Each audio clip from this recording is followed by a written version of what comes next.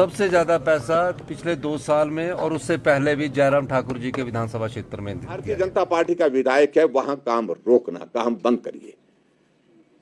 उल्टा ये होता कि मुख्यमंत्री जाता है या मंत्री कहीं किसी विधानसभा क्षेत्र में, अपोजिशन के विधानसभा क्षेत्र में जाता है, जब देखते हैं कि ये काम चला हुआ था, काम रुका है, तो आदेश करते हैं कि काम क्यों रुका है, इस काम को शुरू करना चाहिए।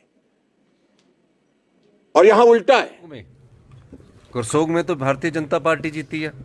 127 करोड़ रुपया हमारे द्वारा दिया गया और उनकी 174 करोड़ रुपए की लिमिट पूरी हो चुकी है। 2 साल में दिया गया पैसा है ये 2 साल। पहली बार हिमाचल प्रदेश में हम देख रहे हैं कि विधायकों के ऊपर मामले दर्ज किए गए हैं। 8-8 घंटे तक विधायकों को बिठा करके थाने में वहां पर जो है जलील किया जा रहा है। जनता पार्टी जिस प्रकार वॉकआउट कर रही है वो अपने अस्तित्व की लड़ाई लड़ रही है। वो राज्यसभा चुनाव सीट जीतने के बाद से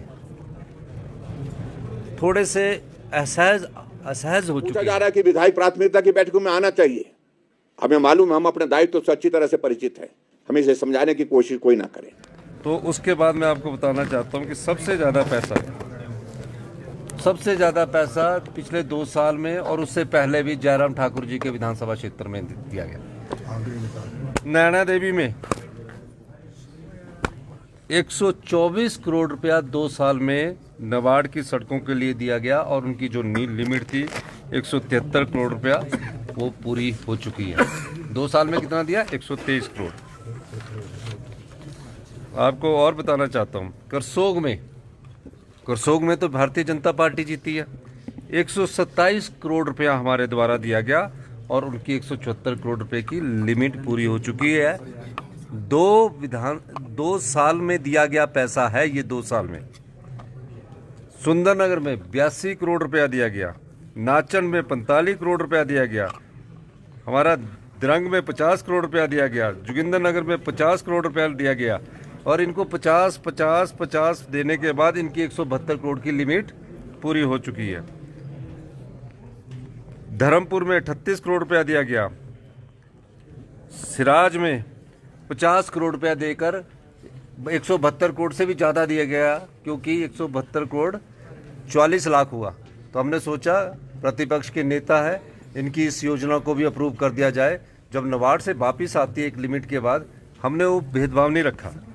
सरकाघाट में 93 करोड़ दिया गया, बल में 60 करोड़ दिया गया, मंडी में जो अनिल शर्मा जी के विधानसभा क्षेत्र है 73 करोड़ रुपया दिया गया 2 साल में। ये योजनाएं सारी नबार्ड को रजिस्ट्रित की गई है और उसमें पैसा दिया गया। जो हमारे यहाँ जो कांग्रेस के विधायक हैं, मैं उसके बारे में बताना चाहता हूँ कि इनके अभी जो 172 करोड़ की लिमिट है वही नहीं पूरी होगी। अब जसवा परागपुर में हमारी सरकार बनने के बाद भी हमने वहाँ 173 करोड़ रुपया हमने वहाँ दिया। तो ये सारी चीज़ें हमने जो है योजना के अंतर्गत दी गई।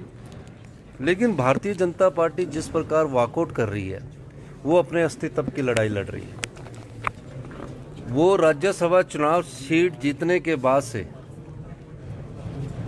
थोड़े से असहज हो चुके हैं। वो कोशिश करते रहे, जनता ने उनको चुनकर नहीं भेजा, हमें 34 से 40 सीटों पर पहुंचाया। अब सवाल ये है कि उस चुनाव का नेतृत्व 2 लोग कर रहे थे, एक जयराम ठाकुर जी और एक राजीव बिंदल जी।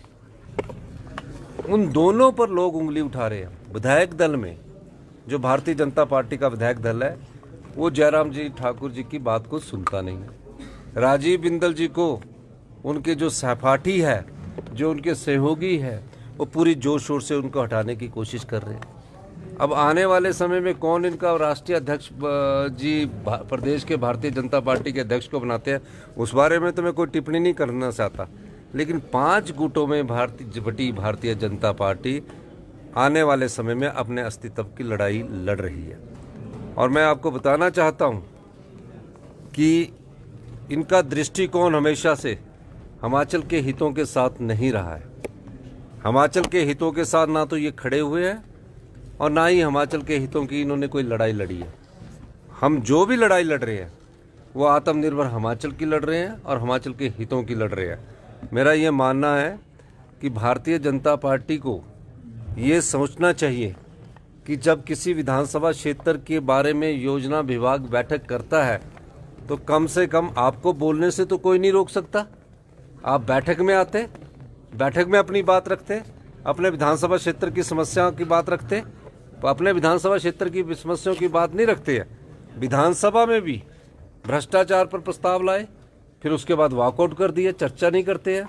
अगर कोई और शिक्षा संस्थान पर प्रस्ताव लाते हैं, प्रश्न पूछते हैं, उस पर वॉकआउट करते हैं।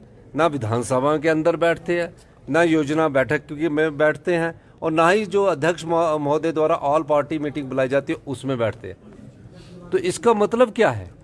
इसका मतलब साफ है कि कहीं हम इन बैठकों में चले गए और अपनी बात हमने रख ली तो ये ना लगे कि हमारी बात जो सच्चाई है वो सामने आ जाए। तो झूठ बोलकर राजनीति करने की जो परिकल्पना अपने समय में कर रहे हैं वो सही होने वाले नहीं है। झूठ बार बार सच से टकराता है, झूठ किसी ना किसी रूप में सच से टकराने की कोशिश करता है। जीत सच की होती है। और आज बैठक में आते मैं सबको आपको चिट्ठी दे दूंगा, इनको भी भेज दूंगा कि आपको इतने पैसे स्वीकृत किए गया, आपके विधानसभा क्षेत्र के और भी मैं पैसे स्वीकृत करता, और भी मैं चीज़ें स्वीकृत करता। लेकिन ऐसा लगता है कि भारतीय जनता पार्टी अपने लड़ाई और आपसी कला में पड़ी है, उनके पास अपने विधानसभा क्षेत्र की समस्या उठाने का समय नहीं है। सर, उनका ये भी कहना है सर कि जो कांग्रेस के जो विधायक है उनका फोन आया है कि वो भी परेशान है, बोलते विपक्ष के तो परेशानी है पर कांग्रेस के भी परेशान है, उनको बता रहे हैं। जयराम ठाकुर नहीं, ये स्टैंडिंग बात का जवाब नहीं देता। अगर वो नाम लेते ना तो तुम्हें बताता। वो तो काल्पनिक बातें करने लग पड़े हैं, तो इन बातों को मैं जवाब नहीं दूंगा। भारतीय जनता पार्टी का विधायक है, वहां काम रोकना, काम बंद करिए। उल्टा ये होता कि मुख्यमंत्री जाता है या मंत्री कहीं किसी विधानसभा क्षेत्र में, ऑपोजिशन के विधानसभा क्षेत्र में जाता है, जब देखते हैं कि ये काम चला हुआ था, काम रुका है, तो आदेश करते हैं कि काम क्यों रुका है, इस काम को शुरू करना चाहिए। और यहां उल्टा है, काम अगर शुरू हुआ था तो ये काम क्यों चल रहा है इसको बंद करने के आदेश देकर के आते हैं। जब इस प्रकार के हालात होंगे तो विधायक इंस्टीट्यूशन को तो तबाह कर दिया, बर्बाद कर दिया है हिमाचल प्रदेश में।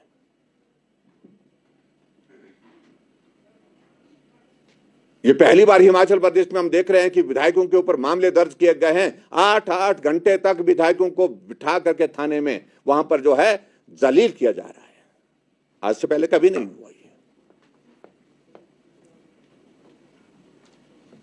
और उसके बाद हमसे पूछा जा रहा है कि विधायक प्राथमिकता की बैठकों में आना चाहिए। हमें मालूम है, हम अपने दायित्व से अच्छी तरह से परिचित है, हमें इसे समझाने की कोशिश कोई ना करे। कहा कि जनहित के मुद्दों को उठा सकते थे, वहां पर उठाने के लिए हम लगातार जाते रहे, वहां पर उस परंपरा का पालन करते रहे विधायक प्राथमिकता की बैठक में जाकर के। लेकिन उसके बावजूद हुआ जब कुछ नहीं, उल्टा जो बोला गया उसके विपरीत काम हुआ। एक स्वभाव बन गया मुख्यमंत्री जी का और इस वर्तमान सरकार का कि जो बोला जाता है उसके विपरीत काम करना। और ऐसी सूरत में हमारी पार्टी के सभी वरिष्ठ नेताओं के साथ भी चर्चा करने के पश्चात और पूरे विधायक दल के अपने साथियों के साथ भारतीय जनता पार्टी ने तय किया कि अभी 3 और 4 तारीख को जो विधायक प्राथमिकता की जो बैठकें हैं, जो शिमला में आज से शुरू हुई हैं, हम अब की बार इन विधायक प्राथमिकता की बैठकों में हिस्सा नहीं लेंगे, इसका बहिष्कार करेंगे। और वजह मैंने आपके सामने बड़ी विस्तार से मुझे लगता है कि सारी एक्सप्लेन कर दी है। और इसी तरह से मैं इस बात को मैं भी कहना चाहूंगा कि 2 मुद्दों को लेकर के कोई कह रहे हैं कि भाई आप अपने क्षेत्र का प्रतिनिधित्व करते हुए आपको बात कहनी चाहिए थी। हम अभी बजट सत्र आएगा, बजट सत्र के दौरान विधानसभा के अंदर उन मुद्दों को उठाएंगे जो आज की इस बैठक में उठा नहीं पाए। लेकिन उठाने का कोई औचित्य नहीं है, कोई सुनता नहीं है। और मैं इस बात को देख करके हैरान हूं कि नीचे के सिस्टम में जो व्यवस्था परिवर्तन का ये दौर आया है, कभी भी चुने हुए प्रतिनिधियों को इतना अपमानित नहीं होना पड़ा जितना अपमानित वर्तमान की सरकार में हमारे चुने हुए प्रतिनिधियों को होना पड़ रहा है। विधायक निधि का पैसा हम स्वीकृत करके भेज रहे हैं, हम किसी कम्युनिटी सेंटर के लिए 3 लाख रुपए भेज रहे हैं, लेकिन रिलीज 10,000 रुपए किया जा रहा है, क्योंकि ट्रेजरी में सीलिंग लगा करके रख दी है कि 10,000 रुपए से ज्यादा पैसा रिलीज नहीं करना है। आखिरकार विधायक जाए तो कहां जाए? हमारे पास फिर एक ही प्लेटफॉर्म रहता कि हम इन मुद्दों को लेकर के आपके माध्यम मीडिया के सामने प्रदेश की जनता, अपने विधानसभा क्षेत्र की जनता के समक्ष रखें। ये हालात हैं, तो इसलिए हमने तय किया कि अपमानित करना बंद करिए, जलील करना बंद करिए विधायकों को, और खासतौर से विधायकों के इंस्टीट्यूशन को बर्बाद करना बंद करिए जिस प्रकार से वर्तमान सरकार कर रही है। कोई भी काम विधायकों के, पर्टिकुलरली जो अपोजिशन के हमारे हैं, विपक्ष के हैं, उनके कहने पर नहीं किया जा रहा है। और मुझे इस बात को लेकर के हैरानी भी होती है कि मैंने 3 बार यहां से मुख्यमंत्री को पत्र लिख करके, मुख्यमंत्री राहत कोष के लिए किसी बीमार को मदद करने के लिए पत्र लिखे, लेकिन कोई पैसा स्वीकृत नहीं हुआ। मैं भी 5 साल रहा और मुझे पूर्व मुख्यमंत्री की ओर से जो भी पत्र आता था, विशेष तौर से किसी को मदद करने के लिए, किसी गरीब को किसी का इलाज के लिए मदद करने के लिए, मैं तत्काल उस पैसे को स्वीकृत करता था। जितना बोला होता था, जो एस्टीमेट होता था, बिल होते थे जिसमें लगे हुए, उसके मुताबिक करता था। तो इसलिए मुझे लगता है कि ये सारी चीजों को लेकर के भारतीय जनता पार्टी का ये फैसला हमने बहुत पीड़ा के साथ ही हमको ये फैसला लेना पड़ा, लेकिन आखिरकार विधायक की एक गरिमा है। विधायक एक चुना हुआ प्रतिनिधि होता है, जनता का प्रतिनिधि होने के नाते उसका अपने इलाके में भी सम्मान है।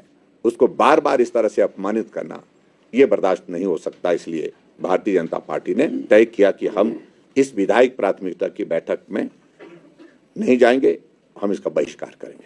मित्रों,